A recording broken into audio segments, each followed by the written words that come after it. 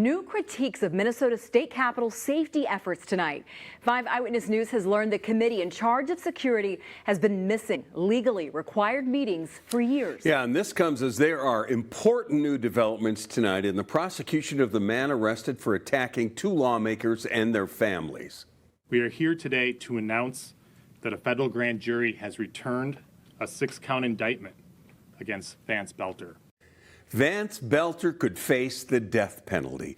He's suspected of killing Representative Melissa Hortman and her husband Mark and trying to kill Senator John Hoffman, his wife Yvette, and their daughter Hope. And we've got team coverage for you of it all. Richard Reeves shows us the letter Belter left behind, and Brittany Ehrman's digging into the push for the death penalty. But first, Renee Cooper is live at the Capitol with new questions tonight about what's being done to address safety there.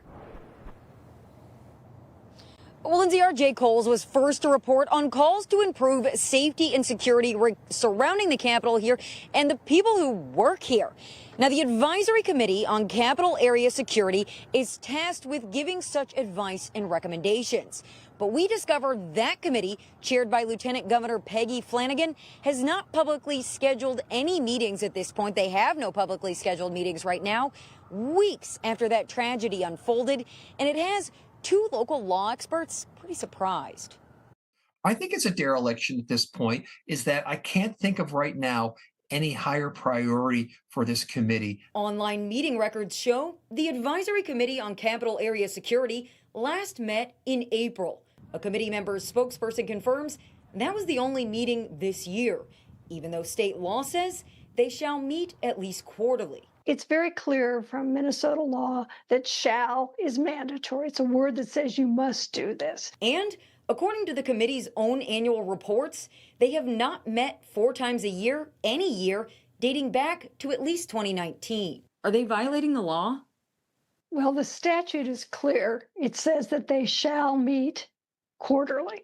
So if they're not meeting quarterly, then they're not in compliance with the law. Lieutenant Governor Flanagan did not accept our interview request. We also asked in an email, why have they only met once when they should have met twice? And given the horrific events of the last month and the ongoing questions, why are there no publicly scheduled meetings?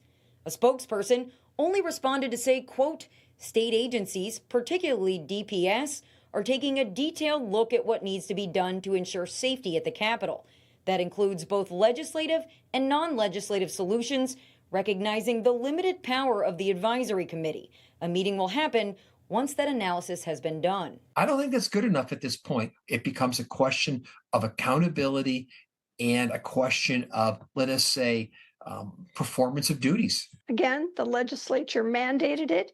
And number 2, there seems to be a compelling reason for them to get back together, meet, and start issuing their reports. It's very hard for me to justify why they have not followed the law. And we also asked the Lieutenant Governor's office when that next meeting is supposed to happen, but we have not gotten an answer on that question. Now, one of the committee members told us in a statement tonight she's been in contact with other members this week to schedule a meeting soon. Live at the state capitol tonight, Renee Cooper, 5 Eyewitness News.